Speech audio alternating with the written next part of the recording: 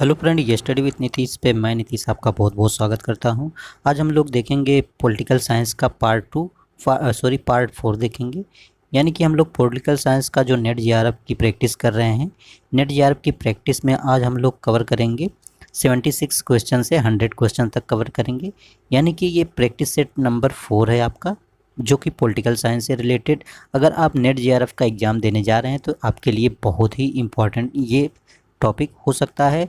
और साथ ही साथ इसमें ऐसे क्वेश्चन इंक्लूड किए जा रहे हैं जो कि नेट जेआरएफ या फिर आईएसपीसीएस में पूछे हुए क्वेश्चन इसमें इंक्लूड किए गए हैं। सो प्लीज़ आप सेशन से ज़रूर जुड़िए और इसका लाभ उठाइए। इसके पहले हम लोग तो 3 पार्ट कवर किया है। अगर आप नहीं देखे हैं तो प्लेलिस्ट में जाके वहाँ पे देख सकते हैं। ठीक है, आज का हमारा पार्ट 4 होगा जिसमें हम लोग 100 क्वेश्चन कवर कर लेंगे आज। इसके बाद हम लोग नेक्स्ट प्रैक्टिस सेशन स्टार्ट करेंगे। तो ये पॉलिटिकल साइंस नेट जेआरएफ के साथ साथ अगर आप पीजीटी दे रहे हैं, टीजीटी दे रहे हैं, कोई भी अगर पॉलिटिकल साइंस से रिलेटेड क्वेश्चन है तो एग्ज़ाम है तो ये आपके लिए हेल्पफुल साबित होगा। तो चलिए स्टार्ट करते हैं। आज का फर्स्ट क्वेश्चन आपके सामने है। देखिए, प्रारंभिक उदारवाद को सीबी मैकफर्सन ने किस प्रकार अभिलक्षित किया था। यानी कि जो मैकफर्सन थे, प्रारंभिक उदारवाद जिसको शास्त्रीय उदारवाद भी कहा जाता है, प्रारंभिक उदारवाद को शास्त्रीय उदारवाद भी कहा जाता है।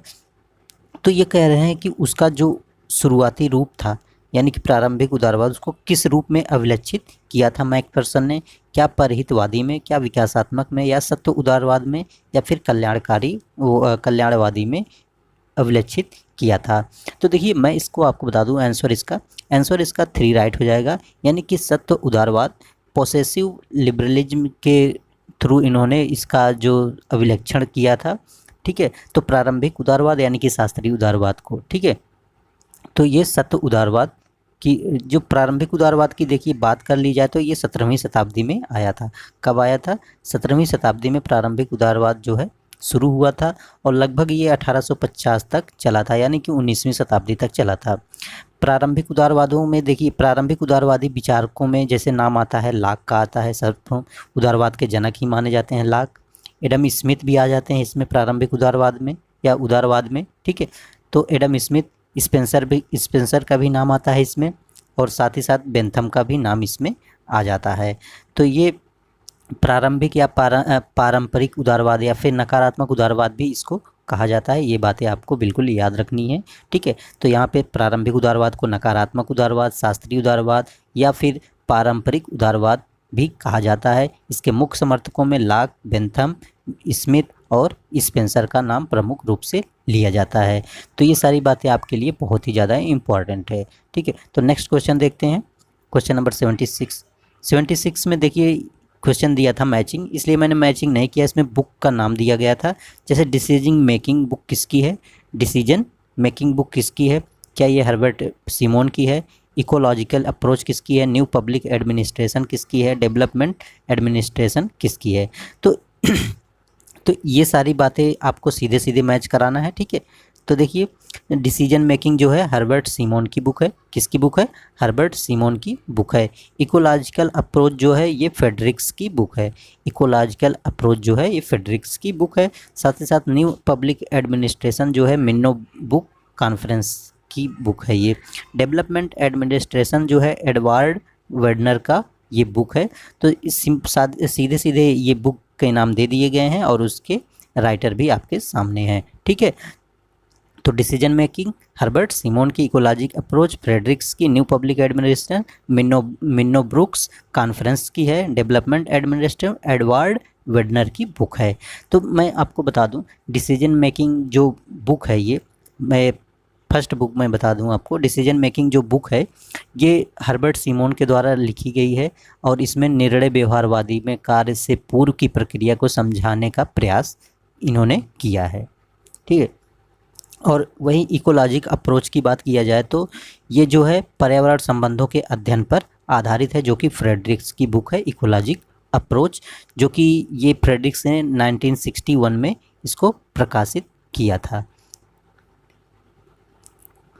वहीं न्यू पब्लिक एडमिनिस्ट्रेशन की बात करें तो ये बुक जो है मिन्नो ब्रुक कॉन्फ्रेंस की बुक है, ये पता है आपको। ये 1968 में प्रकाशित हुआ था।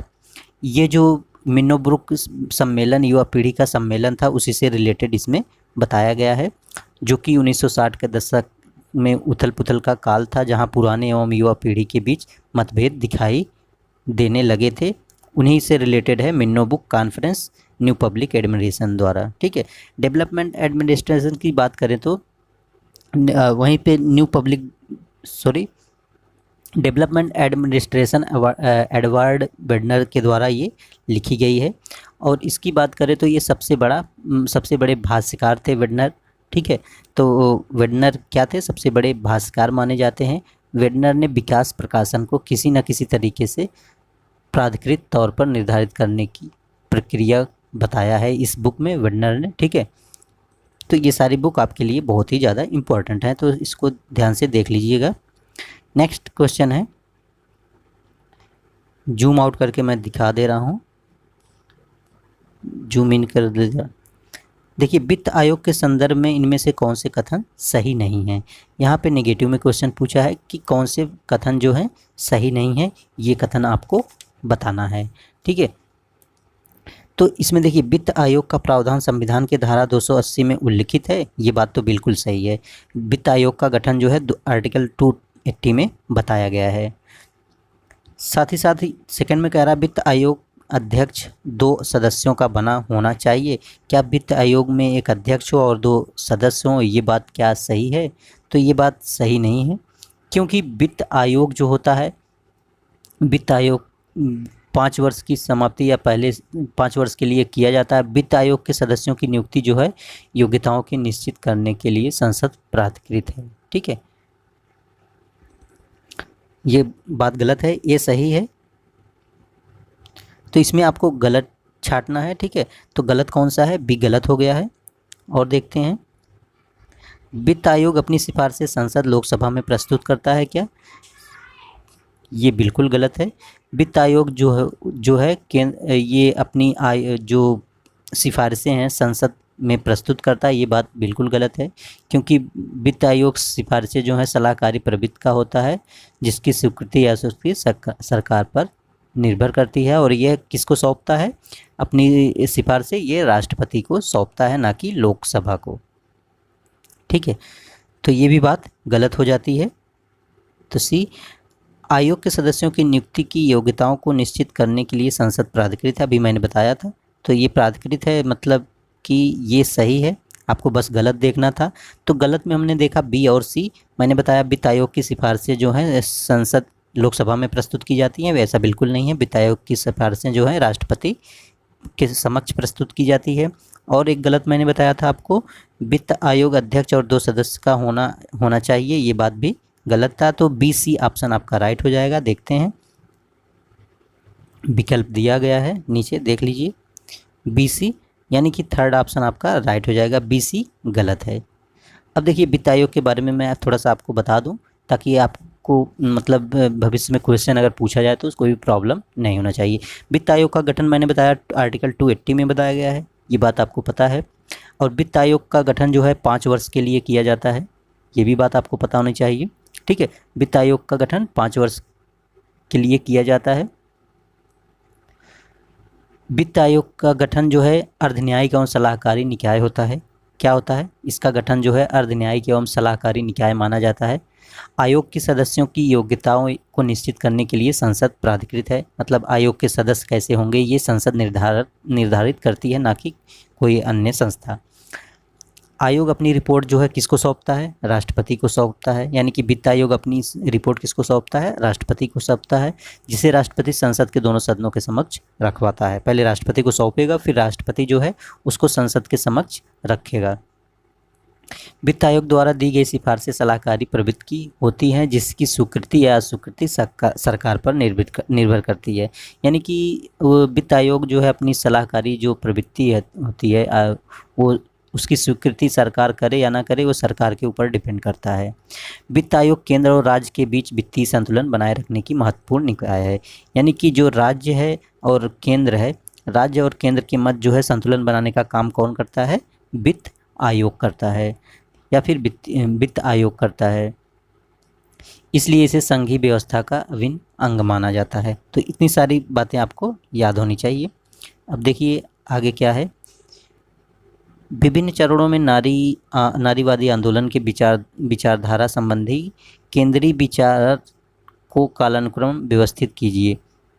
इसमें व्यवस्थित करना है कि सबसे पहले जो है नारीवादी आंदोलन की विचारधारा संबंधी केंद्रीय विचार की कालक्रम जो है, सबसे पहले कौन सी विचारधारा नारीवादी आंदोलन कब कौन सी आंदोलन के रूप में बल दिया गया है, ये आपसे पूछा जाने वाला है। तो देखिए, महिलाओं के मताधिकार क्या ये था, या फिर सामाजिक तथा आर्थिक समानता पर बल, या फिर संस्कृति संदर्भ पर बल, या फिर पर्यावरण नारीवादी इको फेमिनिज्म पर बल फोकस किया गया। तो सबसे पहले जो है क्या किया गया ये आपसे बताना है। तो देखिए, इसमें मैचिंग आपको मैं बता दूं, महिलाओं को मताधिकार जो है सबसे पहले प्रदान करने की बात की गई थी। इसको जो आंदोलन था, सबसे पहले आंदोलन चला महिलाओं के मताधिकार के लिए, ठीक है। तो महिलाओं के मताधिकार के लिए जो है सबसे पहले आंदोलन चलाया गया था। इसके बाद सामाजिक तथा आर्थिक समानता पर बल दिया गया। फर्स्ट पे ये आ गया, सेकंड पे ये पहले चलाया गया, महिलाओं को मताधिकार देना चाहिए। इसके बाद जो है सामाजिक तथा आर्थिक समानता के पक्ष पे दूसरे नंबर पे ये आ जाएगा आपका संस्कृति तथा संदर्भ पर बल। तो इसमें जो संस्कृति तथा संदर्भ पर बल दिया गया ये तीसरे नंबर पे आ जाता है, और पर्यावरण नारीवादी इको फेमिनिज्म पर बल जो है ये चौथे नंबर पे। तो आपका क्रम 1 2 3 4 यानी कि ABCD ही सेट होगा। तो देखिए ऑप्शन में, तो यहाँ पे 1 ही आपका सही हो जाएगा, ABCD। तो नारीवादियों में सबसे पहले आंदोलन कौन सा चला था, मताधिकार का आंदोलन चला। इसके बाद सामाजिक समानता की बात की गई, सामाजिक और आर्थिक समानता की बात की गई। इसके बाद संस्कृति के संदर्भ पर बल दिया गया, तथा लास्ट में जो है पर्यावरण से नारीवादी पर बल दिया गया। क्वेश्चन नंबर 80 देख लेते हैं। 80 में पूछा जा रहा है, निम्नलिखित में से किस निर्भरता के सिद्धांतकार ने अर्धपरिध की संकल्पना को जोड़ा है। अर्धपरिध आंद्रे गुलिक फ्रैंक, या फिर Henrique Fernandes Cardoso, Immanuel Wallerstein, Raul Prebisch. तो इसमें से पूछा जा रहा है कि कौन जो है अर्धपरिध की संकल्पना को जोड़ा है, किसने जोड़ा है, ये आपसे पूछा जा रहा है, ठीक है, याद रखिएगा। तो मैं इसका आंसर आपको बता दूं, तो इसका आंसर जो होता है इमैनुअल वालरस्टेन जो थे, इन्होंने अर्धपरिध के सिद्धांत को जोड़ा था, संकल्पना को जोड़ा था।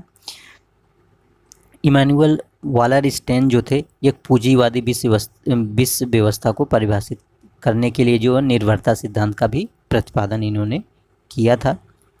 अब मैं बता दूं आपको कोर परिध, यानी कि ये तो अर्धपरिध की बात की है, वहीं पे परिध की बात किया जाए तो परिध विकसित और विकासशील देशों के बीच अंतर परिभाषित करता है।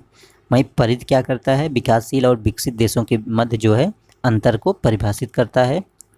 इनकी विशेषता ये होती है, शक्ति या धन से इनकी विशेषता, यानी कि ये परिध है। परिध में जो होते हैं क्या होते हैं, विकसित और विकासशील देशों की जो है इसमें अंतर निर्देशित किया जाता है या परिभाषित किया जाता है। देखिए, विकसित देशों को संदर्भित करता है, जबकि परिध, अब यहाँ पे कोर है, कोर में यहाँ पे कोर में जो होते हैं विकसित देश होते हैं, जबकि इसकी परिध में जो होते हैं विकासशील देश होते हैं, ठीक है। विकसित देशों की स्थिति का मुख्य कारण आर्थिक शक्ति होता है।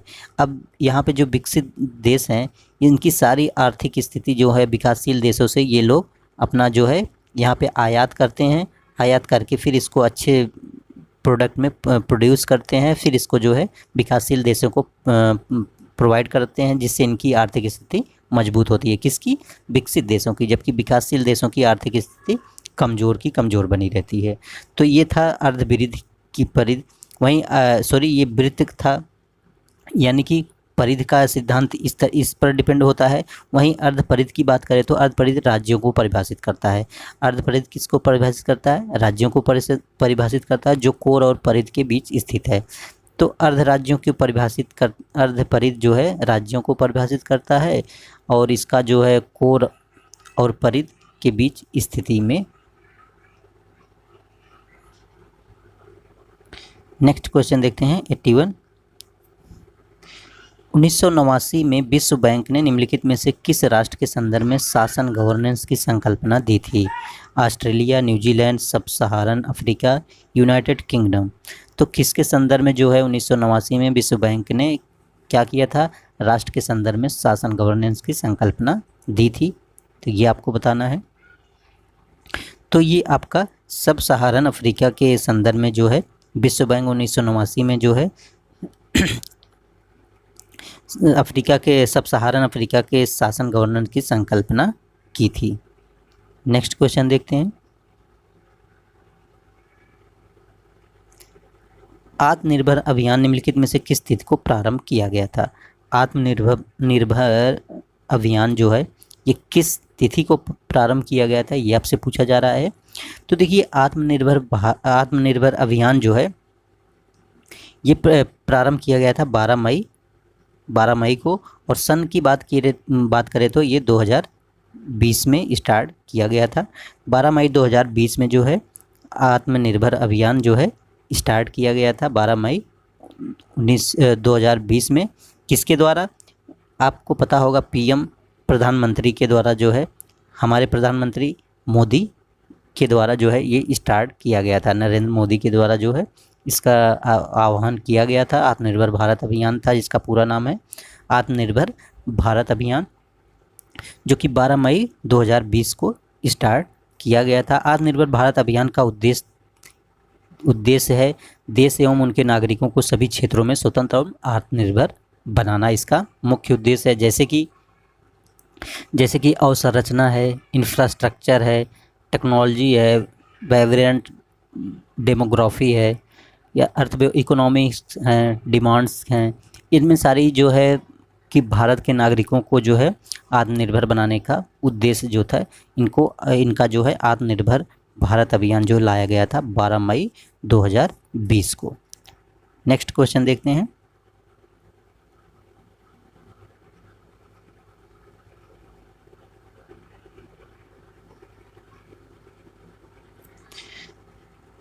हन्ना अरेंट की रचनाएं को निम्नलिखित क्रम में व्यवस्थित कीजिए। इसको क्रम में आपको बैठाना है। तो देखिए सबसे पहले उनकी रचना कौन सी थी ये आपको बताना है। पहले आप सन जब जानेंगे तभी व्यवस्थित कर पाएंगे। द ओरिजिन्स ऑफ टोटलिटेरियनिज्म ये 1951 में प्रकाशित हुई थी। द ह्यूमन कंडीशन जो थी 1958 में प्रकाशित हुई थी। वहीं ऑन रिवोल्यूशन ये जेएस मिल की रचना है। ऑन रिवोल्यूशन एक जेएस मिल की भी रचना है, बट इनकी भी रचना है हन्ना अरेंट। ठीक है, तो ये जो हुआ इसकी रचना 1963 में हुआ था। ऑन वायलेंस की रचना जो है 1970 में। तो इसका क्रम देखिए 51, 58, 63, 70, तो क्रम से ही है, कोई प्रॉब्लम नहीं होनी चाहिए। ABCD फर्स्ट ऑप्शन इसका राइट हो जाएगा आपका। नेक्स्ट क्वेश्चन देखते हैं। निम्नलिखित में से कौन सा राजनीतिक पार्टियों का कार्य नहीं है। इसमें से बताना है कि कौन राजनीतिक पार्टियों का कार्य नहीं है, उसमें से आपको चूज करना है क्या नहीं है। सरकार और वैकल्पिक सरकार बनाना, ये क्या राजनीतिक पार्टियों का कार्य नहीं है, निगेटिव में पूछा है, ये भी याद रखिएगा। जनमत बनाना, ये क्या कार्य है। जनता को राजनीतिक शिक्षा देना, न्यायपालिका पर नियंत्रण रखना। तो राजनीतिक पार्टियों का क्या कार्य नहीं है, इस पे आप बताना है। जनता में राजनीतिक शिक्षा देना, ये बिल्कुल इसका कार्य हो सकता है, कोई भी प्रॉब्लम नहीं हो सकता है। सरकार और वैकल्पिक सरकार बनाना भी होता है इसका कार्य। जनमत बनाना भी कार्य होता है, जबकि न्यायपालिका पर नियंत्रण बनाना किसी का कार्य नहीं है। न्यायपालिका जो है एक भारत की स्वतंत्र न्यायपालिका है, इस पर किसी का नियंत्रण नहीं होता है। ठीक है, तो ये और देखिए राजनीतिक पार्टियों के कार्य में जैसे चुनाव लड़ना, सरकार और वैकल्पिक बनाना, ये सारे कार्य जो होते हैं, नीति निर्माण करना, कानून बनाना, ये सब सरकार के कार्य आते हैं, बट न्यायपालिका पर नियंत्रण करने का सरकार का कोई हक नहीं होता है। क्वेश्चन नंबर 85 में देखते हैं। निम्नलिखित में से कौन सा मजदूरी वृद्धि अवसंरचना विकास के कार्यक्रम थे।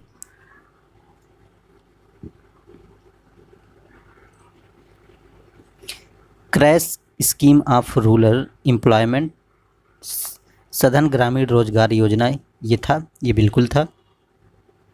इसमें मजदूरी वृद्धि और अवसंरचना विकास के कार्यक्रम पूछा है। तो सघन ग्रामीण रोजगार योजना जो है ये, इसमें मजदूरी वृद्धि की बात की गई है। राष्ट्रीय ग्रामीण रोजगार गारंटी योजना या कार्यक्रम ये भी बात करता है। ये आपको बता दें तो ये आपका जो है राष्ट्रीय ग्रामीण रोजगार गारंटी योजना, जिसको हम लोग नरेगा कहते हैं, ठीक है, नरेगा कहते हैं,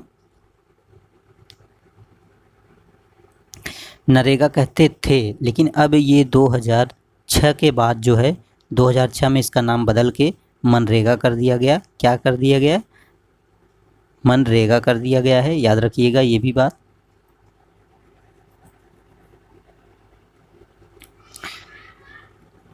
तो ए सही है, बीस भी सही है। ग्रामीण भूमि रोजगार गारंटी कार्यक्रम ये भी है, ये भी जो है मजदूरी वृद्धि और अवसंरचना के विकास के कार्यक्रम से रिलेटेड है। तो सारी बातें आपको क्लियर हो गई होंगी, ठीक है। तो ऑप्शन ये कृषि विज्ञान पद्धति में परिवर्तन, ये जो है मजदूरी वृद्धि और अवसंरचना विकास का कार्यक्रम नहीं है, डी नहीं है। तो ए बी सी आपका है। तो देख लेते हैं कूट। तो ऑप्शन नंबर 3 आपका राइट हो जाता है, ए बी सी। तो यहाँ पे एक बार फिर से देख लेते हैं हम लोग। तो सघन ग्रामीण रोजगार योजना ये भी है, ठीक है। तो ये भारत सरकार द्वारा 70 के दशक में रोजगार बढ़ाने के लिए अपनाया गया था, ठीक है।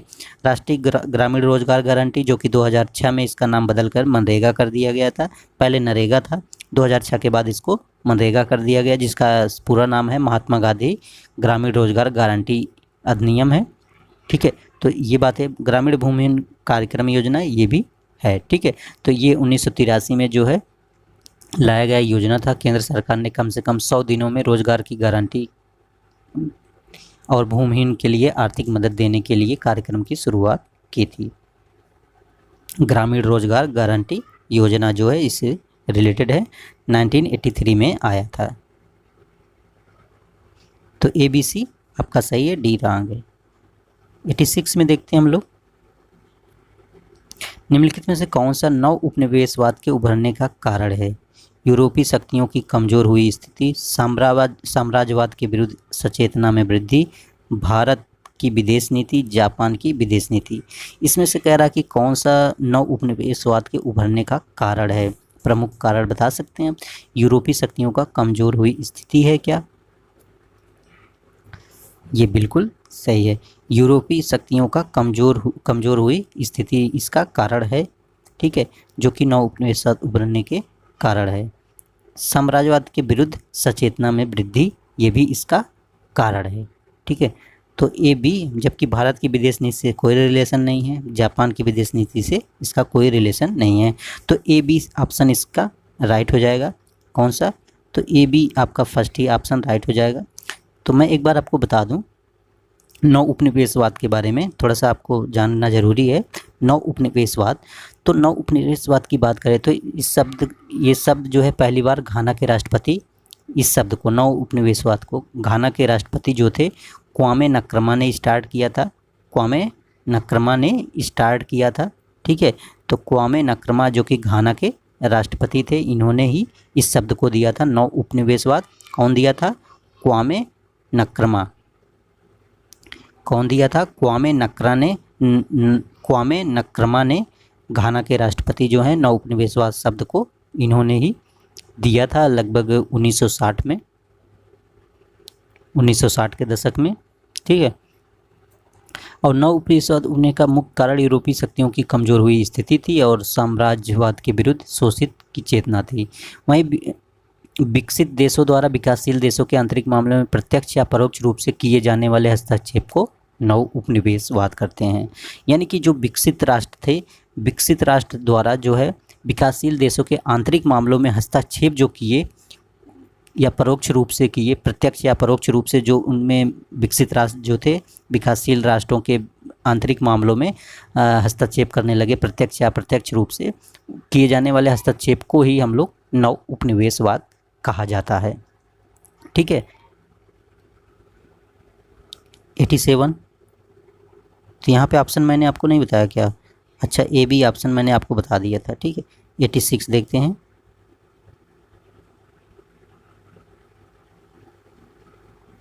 निम्नलिखित में से कौन अंतर्राष्ट्रीय संबंध के नव यथार्थवादी सिद्धांत के से संबंधित केंद्रीय विषय नहीं है?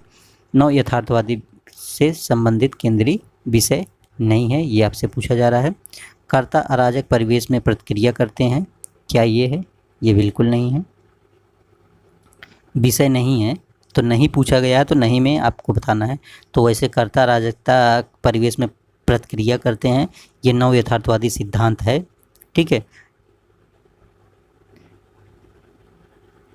कर्ता में अविश्वास और भय का होना सुरक्षा दुविधा की समस्या उत्पन्न करना, ये भी है।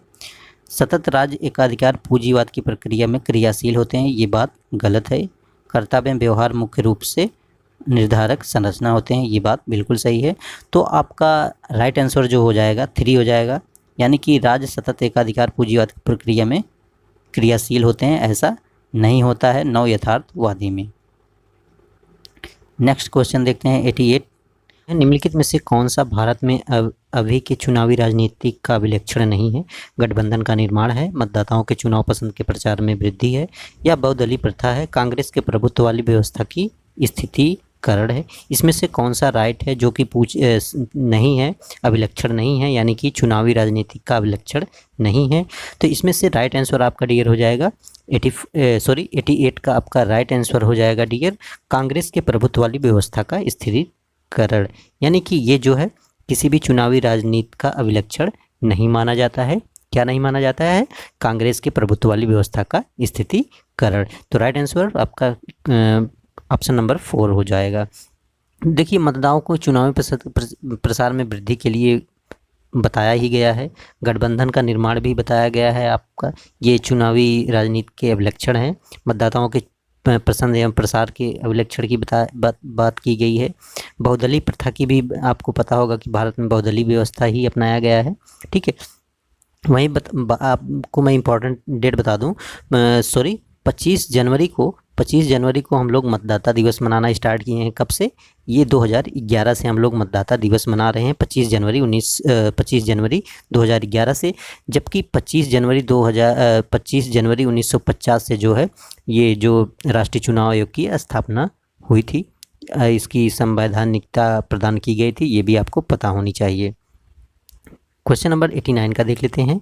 तो देखिए, यहाँ पे मैचिंग कराना है आपको, याद रखिएगा क्या कराना है, मैचिंग कराना है, कौन सा सन में, किस सन में जो है ये आया था। तो insurance regulatory and development authority act कब ये लागू हुआ था? ये आया था 1999 को। तो 99 देख लेते हैं, ये 3 हो जाएगा, यानी कि ए का 3 हो गया। और रिजर्व बैंक ऑफ इंडिया, इसकी स्थापना 1934 को हुई थी, यानी कि IV हो जाएगा, रिजर्व बैंक इंडिया 1934 में। ठीक है।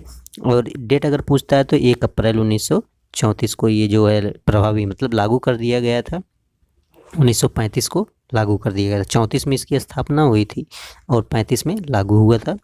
वहीं physical responsibility and budget management act जो आया था, तो ये आया था 2003 में, तो C का 2 हो जाएगा। Prevention of corruption amendment act, ये आया था, D का 1 हो जाएगा 1988 में। तो आपका ऑप्शन 3, 4, 2, 1 हो जाएगा। तो देख लेते हैं मैचिंग में 3, 4, 2, 1। तो देखिए यहाँ पे आपका 3, 4, 2, 1 जो है ऑप्शन नंबर 3 जो होगा ये राइट हो जाएगा। नेक्स्ट क्वेश्चन देख लेते हैं, क्वेश्चन नंबर 90 है। निम्नलिखित में से कौन सा सिद्धांत मार्क्स से संबंधित नहीं है? तो मार्क्स से संबंधित नहीं है। सर्वहारा वर्ग की तानाशाही ये संबंधित है। डिक्टेटरशिप ऑफ प्रोलेटारिएट, परिवार, निजी संपत्ति एवं राज्य का उद्भव, अलगाव का सिद्धांत, यदि आप एलियनलिज्म, अतिरिक्त मूल का सिद्धांत, ये संबंधित है। तो इसमें से आपको बताना है कि कौन सा संबंधित नहीं है सर्वहारा वर्ग से। तो इसमें से एक ही ऑप्शन आपको दिख रहा होगा कि ये जो परिवार और निजी संपत्ति है, ये जो है मार्क्सवाद में कहीं भी इसकी बात नहीं की गई है, निजी संपत्ति की और परिवार की, जबकि सर्वहारा वर्ग की तानाशाही, अलगाववाद का सिद्धांत और अतिरिक्त मूल का सिद्धांत भी दिया गया है। ऑप्शन 2 राइट हो जाएगा। 91 देख लेते हैं। मार्क्स के पूर्व किस राजनीतिक चिंतन की रचनाओं के लिंग के प्रति पूर्वाग्रह मिलता है? तो किसके प्रति ये पूर्वाग्रह मिलता है? क्या हीगल के, जेस मिल के, वेरी वॉलस्टरक्राफ्ट के या फिर प्लेटो के। क्वेश्चन देखिए, मार्क्स के पूर्व किस राजनीतिक चिंतन की रचनाओं में लिंग के प्रति पूर्वाग्रह, यानी कि लिंग के प्रति पूर्वाग्रह यानी कि लिंग की बात करने वाला कौन था, किसकी बात, लिंग की पूर्वाग्रह।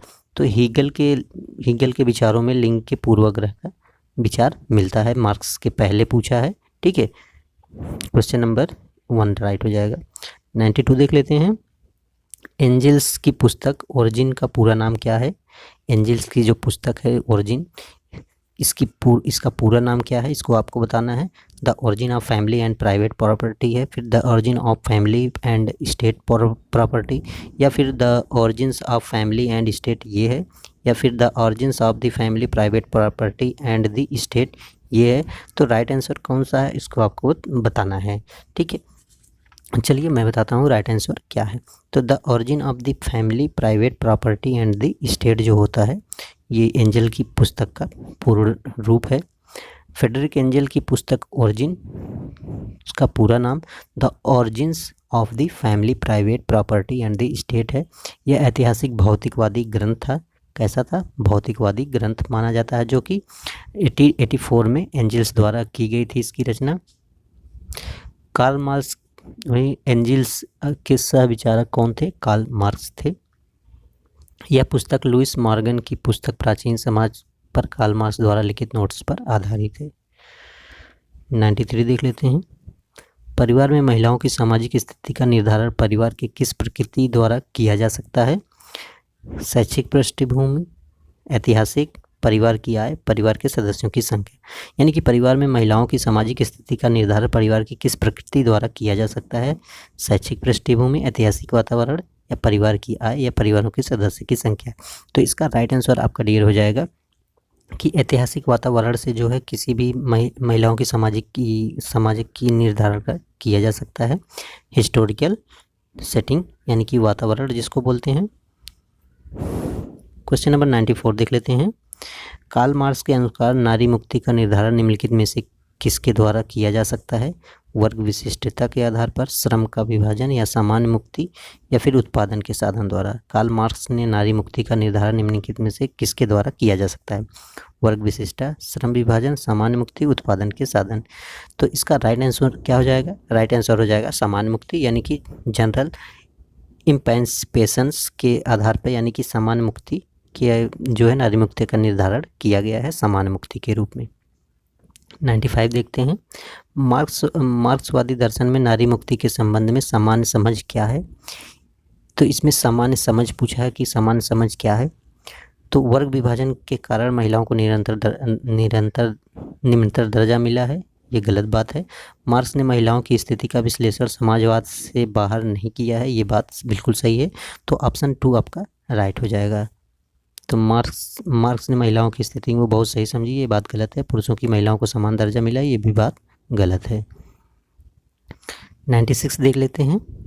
भारत द्वारा PIO कार्ड जारी किए जाने का विचार किस संगठन ने दिया था? GOPIO ने, इंडिया कॉकस ने, भारत USA संघ ने, या फिर NRI ने। तो क्या दिया था?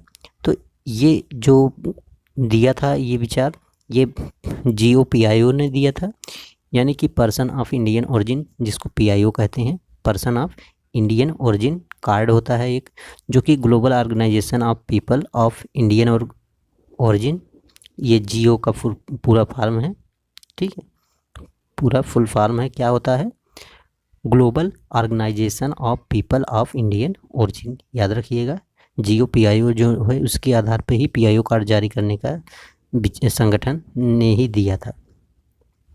क्वेश्चन नंबर 97 में, global organisation of people of Indian origin का कार्य क्या रहा है? अभी मैंने इसका जस्ट आपको फुल फॉर्म बताया था। ठीक है, तो global organisation of people of Indian origin, इसका जो कार्य क्या है ये आपसे पूछा जा रहा है। प्रवासी भारतीयों की मांगों को मुखरता प्रदान करना, ये गलत है। भारतीय सांस्कृतिक क्रियाकलापों में वृद्धि, ये भी गलत है। बॉलीवुड और हॉलीवुड के बीच संबंध, ये भी गलत है। भारतीय मूल के विभिन्न लोगों के मुखरीकृत हितों की प्रतिनिधित्व करना जो है GOPIO का कार्य माना जाता है। 98 देखते हैं, इंडिया कॉकस का मुख्य कार्य क्या है? इंडिया कॉकस का मुख्य कार्य क्या है, ये पूछा जा रहा है।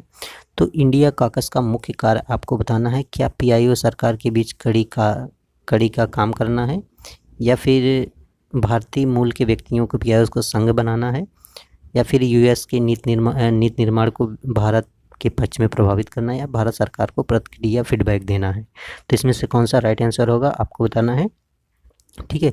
तो इसका राइट आंसर हो जाएगा, ठीक है, कि यूएस की नीति निर्माण को भारत के पक्ष में प्रभावित करना है, जो कि किसका कार्य है, ये जो है इंडिया कॉकस का मुख्य कार्य है। तो इंडिया कॉकस का मुख्य कार्य क्या है कि यूएस के नीति निर्माण को भारत के पक्ष में प्रभावित करना है। 99 क्वेश्चन देखते हैं, 1990 के दशक के अंत में पीआईओ पर महत्वपूर्ण ध्यान क्यों दिया गया था? महत्वपूर्ण ध्यान क्यों दिया गया था, ये आपसे पूछा जा रहा है कि भारत और यूएस के बीच बढ़ता हुआ आर्थिक सहयोग की वजह से, या भारत अमेरिका का रक्षा सौदा, भारत यूएस नाविक असैन्य सौदा, या पोखरण 2 और अमेरिकी प्रतिबंध के हिसाब से जो है इसको महत्वपूर्ण ध्यान क्यों दिया गया था 1990 के दशक में? तो आपका राइट आंसर ऑप्शन नंबर 4 हो जाएगा, पोखरण 2 और अमेरिकी प्रतिबंध के आधार पर जो है इसको जो है महत्वपूर्ण ध्यान दिया गया था। आज का लास्ट क्वेश्चन है 100 क्वेश्चन, भारत के विदेश नीति निर्माताओं के लिए भारतीय प्रवासी समूह पर हो रही बहस को क्यों प्रमुखता मिली है? भारत में वैश्वीकरण प्रक्रिया की मजबूरियां हैं, फिर यूएस में बढ़ती हुई राजनीतिक परिस्थिति के कारण है, पश्चिमी एशिया के प्रति भारत का आर्थिक रुझान है, या फिर भारतीय समुदाय में पुनरुत्थान है। तो इसमें से राइट आंसर आपको बताना है, ठीक है। तो 100 का क्या राइट होगा, यानी कि भारत के विदेश नीति निर्माताओं ने भारतीय प्रवासी समूह पर हो रही बहस को क्यों प्रमुखता दी है? क्योंकि भारत में वैश्वीकरण प्रक्रिया की मजबूरियां हैं, इसीलिए जो है इसको प्रमुखता प्रदान की गई है। तो आज का सेशन यहीं से हम लोग समाप्त करते हैं, यानी कि 100 क्वेश्चन कवर हो चुके हैं। अगर आप मेरा वीडियो इसके पहले जो है हम लोग 50 यानी कि 25 के 4 पार्ट बना चुके हैं, यानी कि 4 पार्ट में हम लोग 25 क्वेश्चन कर चुके हैं। आज 100 कवर हो गया है, नहीं देखे हैं तो प्लेलिस्ट में जाके वहाँ पे देख सकते हैं। तो आज का वीडियो कैसा लगा कमेंट सेक्शन में कमेंट जरूर करिएगा। अगर नए हैं तो चैनल को सब्सक्राइब कर लीजिए ताकि इस तरह के इंपॉर्टेंट वीडियो पाने के लिए, और हो सके तो अपने दोस्तों या फ्रेंडों के पास जो है इसको किसी भी माध्यम से शेयर करते रहिए, ताकि उन लोगों को भी लाभ मिल सके जिसको इसकी ज़रूरत है। चलिए मिलते हैं नेक्स्ट वीडियो में, आज के लिए इतना ही। Thanks for watching me.